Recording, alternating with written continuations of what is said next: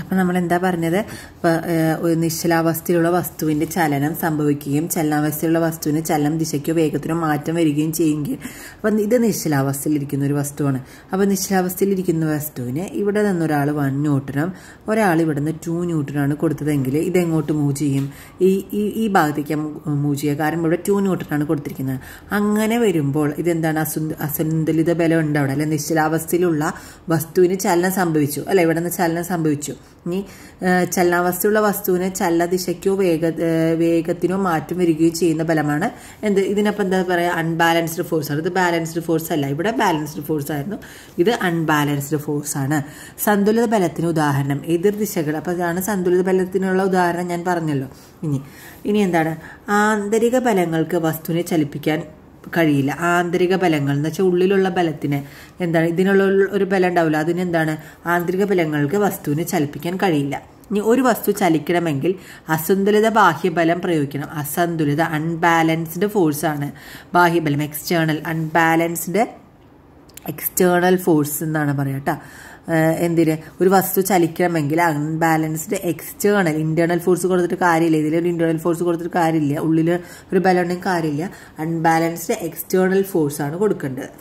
ഇനി ചലിച്ചു കൊണ്ടിരിക്കുന്ന ഒരു വസ്തുവിനെ നേരേഖ സമചലനത്തിൽ തുടരുന്നതിന് അസന്തുലിത ബാഹ്യബലം ആവശ്യമില്ല. ചലിച്ചു കൊണ്ടിരിക്കുന്ന ഒരു വസ്തുവിന് നേരേഖ സമചലനത്തിന് തുടരുന്നതിന്, ഇപ്പോൾ ചലിച്ചുകൊണ്ടിരിക്കുകയാണെങ്കിൽ അത് ഇങ്ങനെ നേരേഖയിൽ ഇങ്ങനെ പോയിക്കൊണ്ടിരിക്കും. ബോൾ ചലിച്ചുകൊണ്ടിരിക്കുകയാണെങ്കിൽ അത് ഇങ്ങനെ പോയിക്കൊണ്ടിരിക്കും. അപ്പോൾ അതിനെന്താ ഒരു ബാഹ്യബലം ആവശ്യമുണ്ടോ? ഇല്ല, അത് ഓൾറെഡി മൂവാണ്. ഇനി ജഡത്വ നിയമം എന്താണെന്ന് നോക്കാം. അപ്പോൾ ജഡത്വം എന്താണെന്ന് നമ്മുടെ ഗലീലിയോ പറഞ്ഞിരുന്നു. ഒരു വസ്തുവിനെ സ്വയം അതിൻ്റെ നിശ്ചലാവസ്ഥയ്ക്കോ ചലനാവസ്ഥയ്ക്കോ മാറ്റം വരുത്താനുള്ള കഴിവില്ലായ്മയെ എന്താണ് പറയുന്നത്? ജഡത്വം എന്ന് പറയുന്നത്. അപ്പോൾ നിശ്ചല ജഡത്വമുണ്ട്, അതുപോലെ തന്നെ ചലന ജഡത്വമുണ്ട്. നിശ്ചല ജഡത്വത്തിന് ഒരു ഉദാഹരണം പറയാം. ഇപ്പോൾ നമ്മൾ ഒരു ഗ്ലാസിൻ്റെ മുകളിൽ ഒരു കാർഡ്ബോർഡ് വെച്ചിട്ട് അതിൻ്റെ മുകളിൽ ഒരു കോയിൻ വെച്ചു. അപ്പോൾ നമ്മൾ ഈ കാർഡ്ബോർഡാണ് ഇതിന് പെട്ടെന്ന് ഒരു തട്ടി മാറ്റുന്നതെങ്കിൽ എന്ത് ചെയ്യും? ഈ മുകളിലിരിക്കുന്ന കോയിൻ തെറിച്ചു പോകും? ഇല്ല, കോയിൻ നേരെ ഇതിലേക്ക് വീഴും. കാരണം എന്താ? അത് നിശ്ചല ജഡത്വമാണ്. നിശ്ചലമായിരിക്കുന്ന നിശ്ചലാവസ്ഥയിലുള്ള ഒരു വസ്തുവിന് അതിൻ്റെ നിശ്ചലാവസ്ഥയിൽ തന്നെ തുടരുന്നതിനുള്ള പ്രവണത അല്ലെങ്കിൽ കഴിവില്ലായ്മ എന്താണ്? അഥവാ നിശ്ചലാവസ്ഥയിലേക്ക് മാറ്റം വരുത്താനുള്ള കഴിവില്ലായ്മയ്ക്കാണ് എന്താ പറയുക? നിശ്ചല ജഡത്വം എന്ന് പറയുന്നത്. അപ്പം നിശ്ചലമായിരിക്കുന്ന വസ്തുവിന് എന്താണ്? അത് കണ്ടിന്യൂ ചെയ്യാൻ തോന്നും. അതിനാണ് ജഡത്വം എന്ന് പറയുന്നത്, നിശ്ചല ജഡത്വം. ഇനി ചലന ജഡത്വം ഇതേപോലെ തന്നെയാണ്. ചലനാവസ്ഥയിലുള്ള ഒരു വസ്തുവിന് അതിൻ്റെ ചലനാവസ്ഥയിൽ തന്നെ തുടരുന്നതിനുള്ള പ്രവണതയെ അഥവാ ചലനാവസ്ഥയ്ക്ക് മാറ്റം വരുത്താനുള്ള കഴിവില്ലായ്മയാണ് എന്താ പറയുക? ചലന ജഡത്വം എന്ന് പറയുന്നത്. അപ്പോൾ ചലന ജഡത്വം നോക്കിയ ഒരു ബോൾ ഇവിടെ നിന്ന് തട്ടി കൊടുത്തിട്ടുണ്ട്. അപ്പോൾ ബോൾ ഓൾറെഡി മൂവ് ചെയ്തിരിക്കുന്ന ബോൾ എന്താണ്? അത് ഇങ്ങനെ മൂവ് ചെയ്തുകൊണ്ടിരിക്കാനേ തോന്നും. ഇനി നമ്മൾ അവിടെ ഒരു എക്സ്റ്റേണൽ ഫോഴ്സ് അവിടെ നമ്മളൊന്ന് കൈ പിടിച്ചാലോ അല്ലെങ്കിൽ അതിൻ്റെ വെലോസിറ്റി കുറയുമ്പോഴാണ് ബോൾ നിൽക്കുക. അപ്പോൾ നമ്മൾ ജസ്റ്റ് ഇവിടെ ഒന്ന് തൊട്ട് കഴിഞ്ഞാൽ അത് നിൽക്കും അല്ലേ. അങ്ങനെ ഒരു അൺബാലൻസ്ഡ് എക്സ്റ്റേണൽ ഫോഴ്സ് കൊടുത്താൽ മാത്രമാണ് ഇതിനെന്ത്? അത് നിൽക്കുള്ളൂ. അപ്പോൾ അങ്ങനെ ഇതിന് തുടരാനുള്ള ഇതിനാണ് എന്താ? അഥവാ ചലനാവസ്ഥയ്ക്ക് മാറ്റം വരുത്താനുള്ള കഴിവില്ലായ്മ, അതിനാണ് എന്താ പറയുക? ചലന ജഡത്വം എന്ന് പറയുന്നത്. അപ്പോൾ ഇതിങ്ങനെ തുടർന്നുകൊണ്ടേ പോവുകയാണെങ്കിൽ അത് ചലന ജഡത്വം എന്ന് പറയും. ഇനി അതിൽ കുറച്ച് ഉദാഹരണങ്ങളൊക്കെ ഉണ്ട്, അത് ജസ്റ്റ് നിങ്ങളൊന്ന് നോക്കിയാൽ മതി. മാവിൻ്റെ കൊമ്പ് കുലുക്കുമ്പോൾ അത് ചലിക്കാൻ തുടങ്ങുന്ന അവസ്ഥയിൽ മാങ്ങ അടർന്നു വീഴുന്നത്, അട്ടിയായി അടിക്കുക ക്യാരംസ് കോയിനുകളുടെ അട്ടി തെറ്റിക്കാതെ അടിയിലത്തെ കോയിൻ തെറിപ്പിക്കാൻ കഴിയുന്നത്, ഇതെല്ലാം എന്താണ്? നിശ്ചല ജഡത്വമാണ്. ഇനി ലോങ് ജമ്പ് ചാടുന്ന കായിക താരങ്ങൾ ചാടുന്നതിന് മുൻപ് അല്പദൂരം ഓടുന്നത് എന്താണ്? ചലന ജഡത്വമാണ്. അത് ചലിച്ചുകൊണ്ടിരിക്കാനേ തോന്നും. അതുപോലെ നമ്മൾ ട്രെയിനിൽ നിന്നൊക്കെ ഓടിക്കൊണ്ടിരിക്കുന്ന ട്രെയിനിൽ നിന്ന് ഇറങ്ങുവാണെങ്കിൽ ചാടുവാണെങ്കിൽ നമ്മൾ കുറച്ച് ഫ്രണ്ടിലോട്ട് മൂവ് ചെയ്യും. ഇതെന്താ കാരണം? ഇതൊക്കെ ചലന ജഡത്വമാണ് അല്ലേ. പിന്നെ ഓടി വരുന്ന അത്ലറ്റിക് ഫിനിഷിംഗ് ലൈനിൽ എത്തിയാൽ ഉടനെ ഓട്ടം അവസാനിപ്പിക്കാൻ കഴിയില്ല, പെട്ടെന്ന് സ്റ്റോപ്പ് ചെയ്യാൻ പറ്റില്ല, അതിങ്ങനെ തുടർന്നുകൊണ്ടിരിക്കും കുറച്ച് നേരം. അതൊക്കെ ചലന ജഡത്വമാണ്. അപ്പോൾ മനസ്സിലായെന്ന് വിചാരിക്കുന്നു. ഇനി നമുക്ക് അടുത്ത ടോപ്പിക്കിലേക്ക് പോവാം. അപ്പോൾ നമുക്ക് ന്യൂട്ടൻ്റെ ഒന്നാം ചലന നിയമം എന്താണെന്ന് നോക്കാം. ഒന്നാം ചലന നിയമം. അതിന് മുന്നേ മാസും ജഡത്വവും എന്ന് പറഞ്ഞിട്ടുണ്ട്. ഒരു വസ്തുവിൻ്റെ മാസ് കൂടുന്നതിനനുസരിച്ച് അതിൻ്റെ ജഡത്വം കൂടുന്നു. മാസ് ഉണ്ടെങ്കിൽ എന്താണ്? ജഡത്വവും കൂടും കേട്ടോ. അപ്പോൾ നമുക്ക് ന്യൂട്ടൻ്റെ ഒന്നാം ചലന നിയമം നോക്കാം. അസന്തുലിതമായൊരു ബാഹ്യബലം പ്രയോഗിക്കുന്നതുവരെ ഓരോ വസ്തുവും അതിൻ്റെ നിശ്ചലാവസ്ഥയിലോ നേർരേഖാ സമചലനത്തിലോ തുടരുന്നതാണ് എന്ത്? ന്യൂട്ടൻ്റെ ഒന്നാം ചലന നിയമം എന്ന് പറയുന്നത്. അപ്പോൾ എന്താണ്? അത് ജഡത്വം തന്നെയാണ് അല്ലേ. ജഡത്വം എന്താണ്? ജഡത്വം എന്ന് പറയുമ്പോൾ നമ്മൾ അസന്തുലിതമായൊരു ബാഹ്യബലം പ്രയോഗിക്കുന്നില്ല. അപ്പോൾ ആ വസ്തുവിന് ചലിച്ചുകൊണ്ടിരിക്കുന്ന വസ്തു ചലിച്ചുകൊണ്ടിരിക്കും, നിശ്ചലാവസ്ഥയിലിരിക്കുന്ന വസ്തു നിശ്ചലാവസ്ഥയിലും ഇരിക്കും. അപ്പോൾ ആ തുടരുന്നതിന് ഇതാണ് ന്യൂട്ടൻ്റെ ഒന്നാം ചലന നിയമം എന്ന് പറയുന്നത്. അപ്പം ജഡത്വമാണ് ഒന്നാം ചലന നിയമത്തിൽ പറയുന്നത്. എന്ത് ഒരു അൺബാലൻസ്ഡ് എക്സ്റ്റേണൽ ഫോഴ്സ് കൊടുക്കുന്നത് വരെ എന്താണ് ഒരു വസ്തുവിന് നിശ്ചലാവസ്ഥയിലാണെങ്കിൽ അത് നിശ്ചലാവസ്ഥയിൽ തുടരും, ചലിച്ചുകൊണ്ടിരിക്കുകയാണെങ്കിൽ ചലിച്ചുകൊണ്ടിരിക്കും. അപ്പോൾ അതിനാണ് ഒന്നാം ചലന നിയമം എന്ന് പറയുന്നത്. അപ്പോൾ ചലിച്ചുകൊണ്ടിരിക്കുന്ന വസ്തുക്കളുടെ സവിശേഷ ഗുണമാണ് ആക്കം എന്ന് പറയുന്നത്. അപ്പോൾ ഇതിൻ്റെ ഒരു മൊമെൻറ്റത്തിനെ കുറിച്ചും കൂടി ഒന്ന് പറയാം.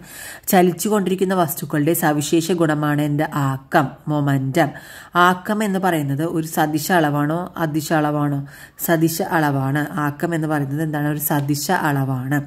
സദിശ അളവെന്ന് പറയുമ്പോൾ അതിലെന്താണ്, എന്തുകൊണ്ടാണ് ഇത് സദിശ അളവാണെന്ന് പറയാൻ കാരണം മാസ് ഇൻറ്റു വെലോസിറ്റി ആണ് എന്ത്? ആക്കം എന്ന് പറയുന്നത്.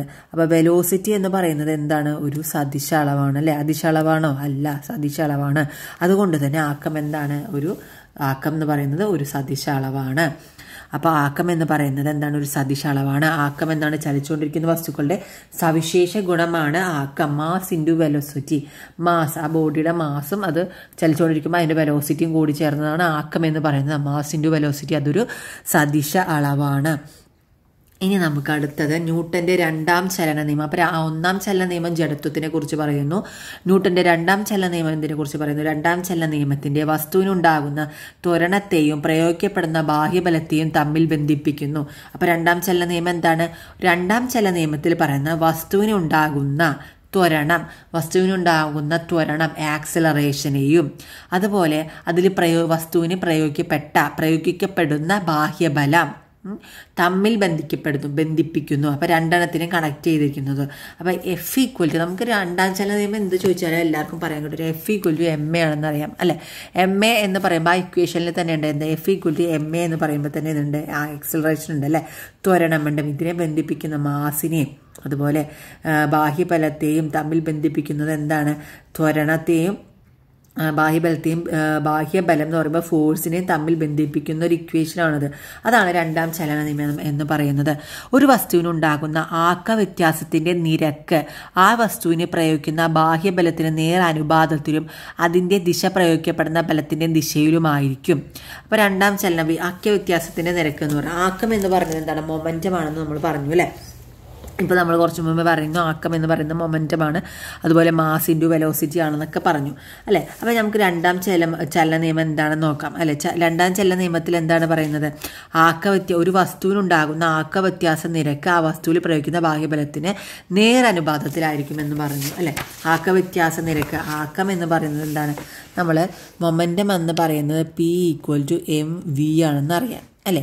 അപ്പോൾ P എന്ന് പറയുന്നതാണ് മൊമെൻറ്റം. ഇനി ഒരു വസ്തുവിലുണ്ടാകുന്ന ആക്ക വ്യത്യാസ നിരക്ക് എന്തിന് നേരനുപാതത്തിലാണ്? അൺബാലൻസ്ഡ് ഫോഴ്സിന് നേരനുപാതത്തിലാണെന്ന് പറഞ്ഞു അല്ലേ? ആക്ക വ്യത്യാസ നിരക്ക് എന്ന് പറയുമ്പോൾ എന്താണ്? dp/dt ആണ് അല്ലേ?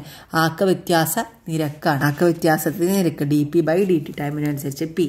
അപ്പോൾ അതിൻ്റെ ഡിറൈവേറ്റ് ചെയ്താണ് ആക്ക വ്യത്യാസ നിരക്ക് എന്ന് പറയുന്നത്.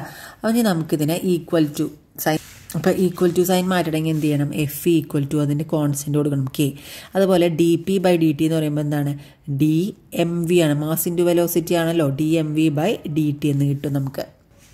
അപ്പോൾ നമുക്കിതിന് എന്ത് പുറത്തെടുക്കാം? എമ്മിനെ പുറത്തെടുക്കാം അല്ലേ? മാസ് അല്ലേ ഇത്? അപ്പോൾ കോൺസ്റ്റന്റ് എം dv/dt എന്ന് കിട്ടും അല്ലേ? dv/dt. അപ്പോൾ dv/dt എന്താണെന്ന് എല്ലാവർക്കും അറിയാമല്ലോ. എന്താ നമ്മൾ പഠിച്ചിട്ടുണ്ടായിരുന്നു, ഒന്ന് പറഞ്ഞു നോക്കിയേ. ആക്സിലറേഷൻ അല്ലേ?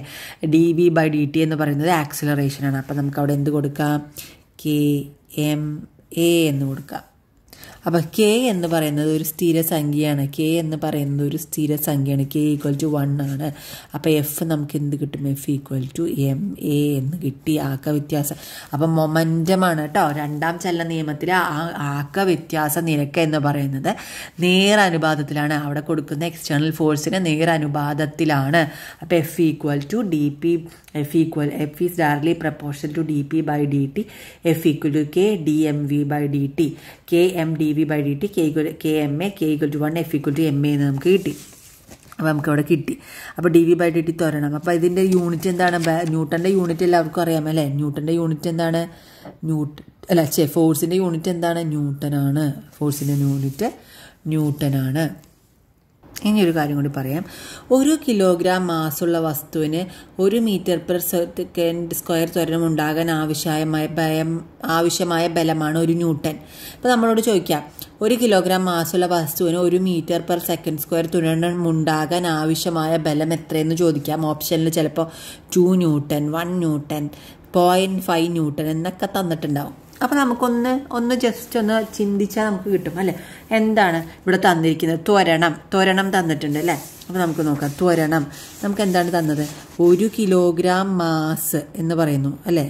1 കിലോഗ്രാം മാസും തന്നിട്ടുണ്ട്. അതുപോലെ 1 മീറ്റർ പെർ സെക്കൻഡ് സ്ക്വയർ ത്വരണം ഉണ്ടാകാൻ എത്ര ന്യൂട്ടൺ വേണമെന്നാണ് ചോദിക്കുന്നത്. ഫോഴ്സ് എത്ര വേണമെന്നാണ് അപ്പോൾ ചോദിക്കുന്നത് അല്ലേ. അപ്പോൾ ഫോഴ്സ് ചോദിക്കുമ്പോൾ F=m ആണെന്ന് എല്ലാവർക്കും അറിയാമല്ലോ അല്ലേ. ഇപ്പോൾ നമ്മൾ പഠിച്ചതല്ലേ ഉള്ളൂ. അപ്പോൾ 1 × 1 മീറ്റർ പെർ സെക്കൻഡ് സ്ക്വയറും അതുപോലെ കിലോഗ്രാമുമാണ്. അപ്പോൾ എന്ത് കിട്ടി? 1 kilogram meter per second square എന്ന് കിട്ടി. അത് തന്നെയാണ് എന്ത് 1 ന്യൂട്ടൺ എന്ന് പറയുന്നത്. അപ്പോൾ കിലോഗ്രാം പെർ സെക്കൻഡ് സ്ക്വയറിനെ നമുക്ക് എന്താണ്? ന്യൂട്ടൺ എന്നാണ് പറയുക അല്ലേ. അപ്പോൾ എന്താ 1 ന്യൂട്ടൺ. അപ്പോൾ എന്താണ് ഉത്തരം?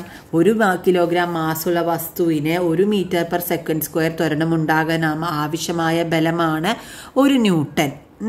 ഇനി നമുക്ക് അതുപോലെ തന്നെ ഇപ്പോൾ കിലോഗ്രാമിൽ ചോദിക്കേണ്ട, അല്ലെങ്കിൽ 1 ഗ്രാമിൽ ചോദിച്ചു എന്ന് വിചാരിക്കും, ഗ്രാം.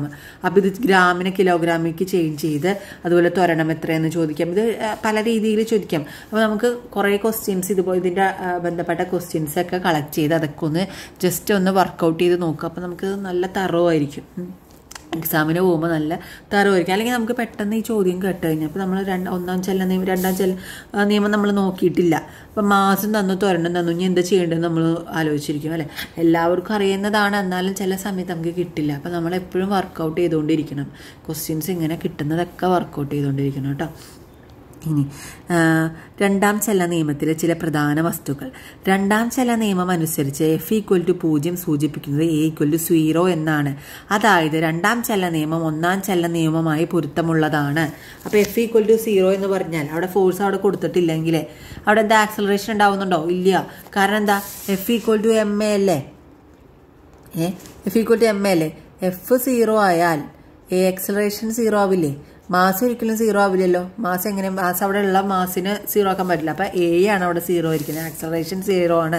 അതെന്താ? ഒന്നാം ചലന നിയമത്തിന് തുല്യമാണെന്ന് പറയാനുള്ള കാരണം എന്താ? F=0 എന്ന് പറയുമ്പോൾ അവിടെ അൺബാലൻസ്ഡ് ഫോഴ്സ് അവിടെ ഒന്നും കൊടുത്തിട്ടില്ല. നമ്മൾ ന്യൂട്ടന്റെ ഒന്നാം ചലന നിയമത്തിൽ എന്താ പറയുന്നത്? അവിടെ ഒരു അൺബാലൻസ്ഡ് ഫോഴ്സ് ബാഹ്യബലം പ്രയോഗിക്കുന്നത് വരെ എന്ന് പറഞ്ഞിട്ടുണ്ട് അല്ലേ. ഒരു വസ്തു നിശ്ചലാവസ്ഥയിലായിരിക്കും. അപ്പോൾ അവിടെ ആക്സലറേഷൻ ഇല്ല. നിശ്ചലാവസ്ഥയിലാണെങ്കിൽ അവിടെ ആക്സലറേഷൻ ഇല്ലല്ലോ. അപ്പം അതാണ്. അങ്ങനെ 0 ആയാൽ A=0 ആയി കഴിഞ്ഞാൽ ഒന്നാം ചലന നിയമം രണ്ടാം ചലന നിയമം എന്തായി? ഒന്നായി. ഇനി രണ്ടാം ചലന നിയമം ഒരു സദിശ നിയമമാണ്. ഒരു സദിശ നിയമമാണെന്ന് പറഞ്ഞത്. വെക്റ്റർ ലോ ആണെന്ന് പറഞ്ഞത്.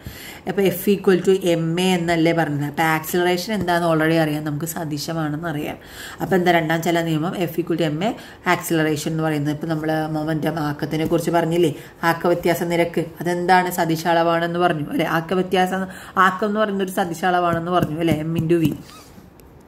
അങ്ങനെ തന്നെ.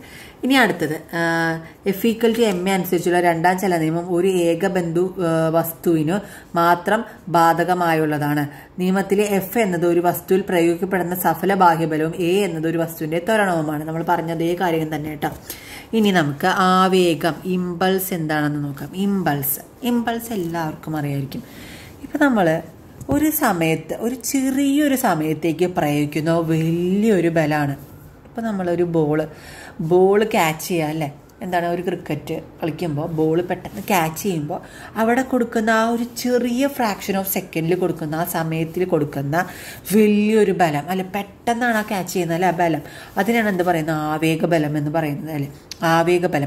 ആവേഗം എന്ന് പറയുന്നത് എന്താ? ബലം ഇൻറ്റു സമയം, ഫോഴ്സ് ഇൻറ്റു ടൈം. ചെറിയ ടൈം ആയിരിക്കുമല്ലോ, ചെറിയ സമയത്തേക്ക് വലിയ ബലം അല്ലേ. അതാണ് ആവേഗം, ഇമ്പൾസ് എന്ന് പറയുന്നത്. ഒരു വസ്തുവിനുണ്ടാകുന്ന ആക്ക വ്യത്യാസം അതിൽ അനുഭവപ്പെടുന്ന ആവേഗത്തിന് തുല്യമായിരിക്കും. എന്താണ് ഇവിടെ പറയുന്നത്? ആക്ക വ്യത്യാസം നമുക്കറിയാം. എന്താണ് ആക്ക വ്യത്യാസം? നിരക്ക് നമ്മൾ പറഞ്ഞിട്ടുണ്ടായിരുന്നു. ആക്ക വ്യത്യാസം എന്ന് പറയുന്നത് mv - mu. ആക്ക വ്യത്യാസം സ്ഥിരമായി. ആക്ക വ്യത്യാസം എന്ന് പറയുമ്പോൾ ആദ്യം കൊടുക്കുന്ന ഇനീഷ്യലും ഫൈനലും കൂടി മൈനസ് ചെയ്യുക. mv - mu ആണ് ആവേഗം എന്ന് പറയുന്നത്. നമുക്കിതിൻ്റെ പ്രോബ്ലംസൊക്കെ അടുത്ത ക്ലാസ്സിൽ നോക്കാം. ആവേഗം എന്ന് പറയുന്നത് എന്താണ്? ഒരു ചെറിയൊരു സമയത്ത് പ്രയോഗിക്കുന്ന വലിയൊരു ബലമാണ് ആവേഗം എന്ന് പറയുന്നത്. ആവേഗത്തിൻ്റെ ബലം ഇൻറ്റു സമയമാണ്. അപ്പം എന്താ, ന്യൂട്ടൺ സെക്കൻഡ് എന്നാണ് ഇതിൻ്റെ യൂണിറ്റ് എന്ന് പറയുന്നത് ന്യൂട്ടൺ സെക്കൻഡാണ്. ഇനി നമുക്ക് അടുത്ത ക്ലാസ്സിൽ ബാക്കിയുള്ളത് നോക്കാം.